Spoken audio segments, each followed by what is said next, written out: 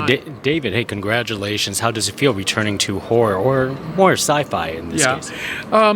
it felt very natural to me. I mean, it's something that it's been part of me. It's always there. That understanding of the human body, which of course is the basis of all horror. I mean, the subject matter of horror is death, and as a physical event, and so that's always there.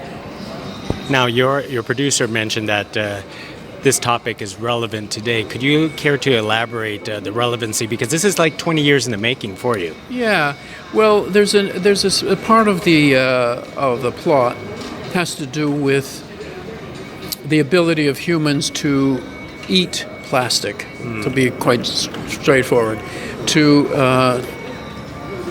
rather than to try to change the world as it is and get rid of plastic. It's to say, well, what if the solution to that problem of pollution and plastic is that we learn to absorb plastic, to eat it, that it becomes nutrition, it becomes food. We use it to feed, the millions who are living, who are starving, and that was just, it was a sort of a kind of a concept that was partly serious, partly satirical. 20 years ago when I wrote the script. Now, just literally 2 weeks ago, we start to see news items about how microplastics have been discovered in the human bloodstream all over the world. Yeah. And that microplastics, which we know have been in the ocean and feeding the fish and so on, are in a huge percentage, maybe as much as 75% of humans on the planet have microplastics in their flesh that's become part of our body. So, strangely enough, it is more relevant because of this than it was 20 years ago. Well, one more thing, technology has changed so much, for over the decades. Does that make your filmmaking process easier or creates more creativity for you?